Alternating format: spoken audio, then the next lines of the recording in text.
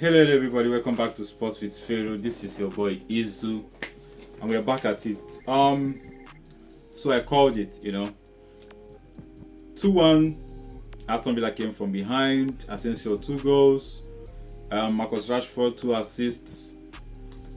And Chelsea was able to score the first goal from Enzo Fernández. Nice run by Neto. And I think we're back to it. We keep missing a lot of chances, and at least I think this is one of those games that we actually played well. We didn't really play as bad as we did the last time, like the last match where we literally had the possession, but still we are outplayed. But in this particular match, we had created a lot of chances. I think Palmer should actually look into stop.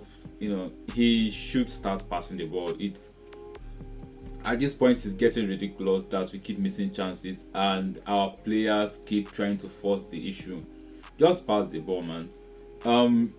Because we had this chance where Palmer had, he had had the run. I think as soon as the goalkeeper came out, I was actually hoping for him to just lay the pass off to Nkunku, let it be an open net, and he opted to cut the ball and shoot the ball. Although the ball was on target, quite alright, but we are looking for a goal. And at that point in time, I would have thought that our players would be a little bit cautious, and not try to take a lot of risk.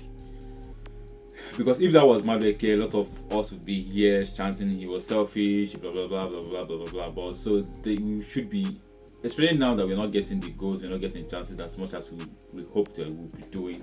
We should be a little bit more cautious as to how to go about these things. So it's more of the same, actually. We keep creating chances, we keep missing chances, and when the opposition were able to create just a few chances, they were able to, score. Although I see a lot of people blaming Jörgensen for this game, but you can't really blame the guy. He actually kept us in that game after the 1-1. He was able to make a couple of saves, and even before that goal, just a minute before the goal, the second goal, he was able to save a one-on-one. It just bring us back to that issue of the defense. We have a very porous defense, and our midfield is not balanced. I think Maresca has also alluded to this.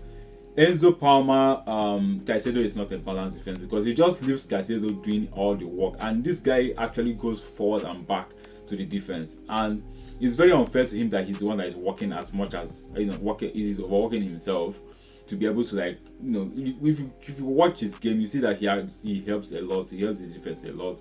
He breaks plays of opposition plays a lot. He makes a lot of tackles and stuff like that. But then when you have the likes of someone like Enzo and Palmer up there, you need someone else that is going to be helping Caicedo to do it. And that was exactly what Lavia was doing before he got injured. And I don't know what the issue is with Amogu right now, because he was literally the person that was brought in to help us cover help us remedy this kind of issue. But I don't know what's going on on that front. Then we have a very porous centre backs. The defense is horrible. We have to invest, just like we've invested in the midfield. We really have to invest in defense.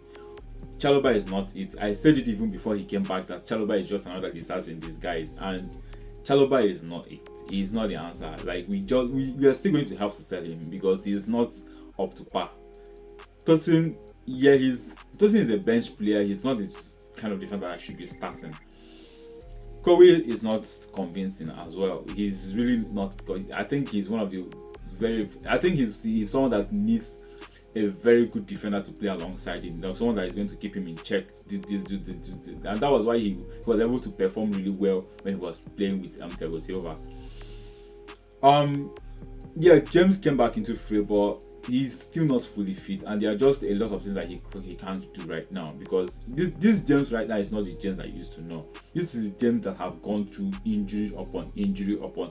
He has had more injuries than he has played matches right now, so it's going to take him a long time to recover himself. So everybody is trying to expect a lot of things from him, but this is not that same James. We just have to get it into your head that this is not the same James that you used to know. Gusto has been having a horrible form, but I think he's going to still come back, come back to himself. I think Gusto is going to recover from this. I think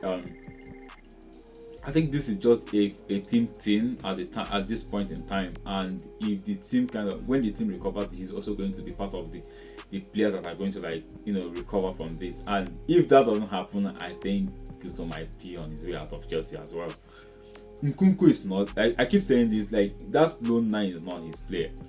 Nkunku is not a lone 9. He's not going to be able to perform well there.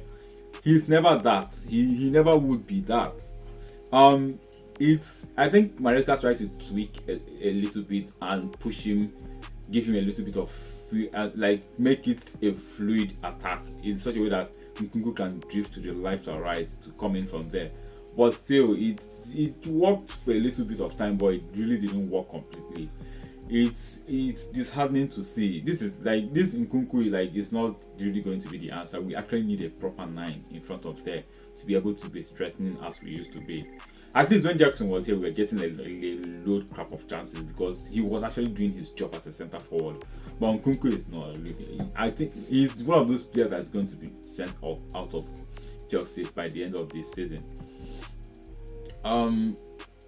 When it comes to like I said, the goalkeeper,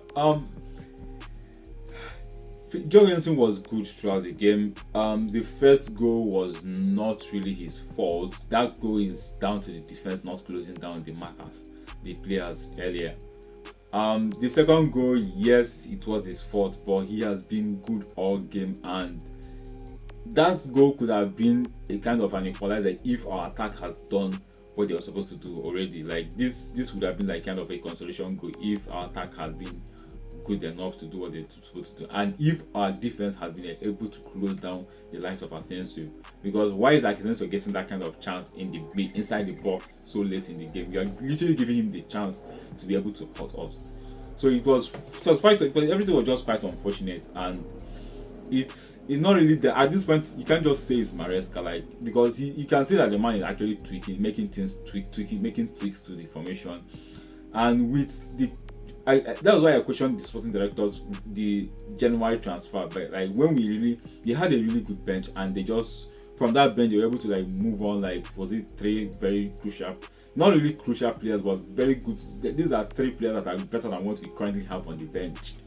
So why did you move these 3 players off when you know that anything can happen at any time? And just like we predicted then, immediately after moving them off, these guys we are hit with injuries right now, and this is when we have used people like João Felix and Renato Veiga right now. But unfortunately, they are out on loan, and again, even if the Veiga self is currently injured, so it's just. This is a lot of things that are moving around that are causing the issue. You can't really pinpoint one thing or the other, but again, it still comes down to this. Chelsea needs experienced players. No matter how you sort it, no matter how you put it through, when the going gets tough, it's experienced players that actually educates the younger players on what to do. They are the ones that help them build the character. They don't just wake up and just have that character of overcoming adversity like that. They look up to people and they're able to learn from them and get themselves to where they're supposed to be. If the experienced players, if Chelsea had experienced players, we would probably be in this same slump, but it wouldn't be as bad as it is right now, because this experienced player would help us, will help drag us to back off out of this, or actually help us, just complete games, even if it gets draws in games, grind out draws, grind out wins. These are what experienced players do. This is why you need. That's why I said when I was debating would Liverpool see out this league win, I say yes. So far they have the likes of Salah, Van Dijk, in that team, even Trent, Alisson. These are players that help you, that have been here before. They will tell you, oh, don't do that. It's not necessary. They tell you, oh, do this. This is necessary. That is why you have this kind of players, and we need experience. We need experienced players in this team. That is one of the most obvious things right now. Get in experienced players too, and then mix it up with what you have right now. If you don't do that, then you can't really blame the coach. And I find you don't really have better players than we don't really have good enough players right now because in that attack, Nkunku is not that person. Neto is not really in his top best form right now. Then you have the likes of Maresca out. You don't have João Felix there. You then have, when you want to go to the bench, you go to people like Tyreek George. Like, no, even top four. Even you look, then you want to use people like Tyreek George to get to top four when you have when someone like Aston Villa have Marcus Rashford coming out from the bench. Like, that is what exactly I'm talking about. Our team is depleted, and the sporting directors went and depleted it even more during the January transfer. So like, I don't really understand what the thinking was there. But then again, it's up to them to know. I still believe that Chelsea have what it takes to actually drag themselves out of this slump. But if this continues, Chelsea might actually finish below top 10 this season. But we'll see though, we'll see. Anyway, thank you very much for staying with me.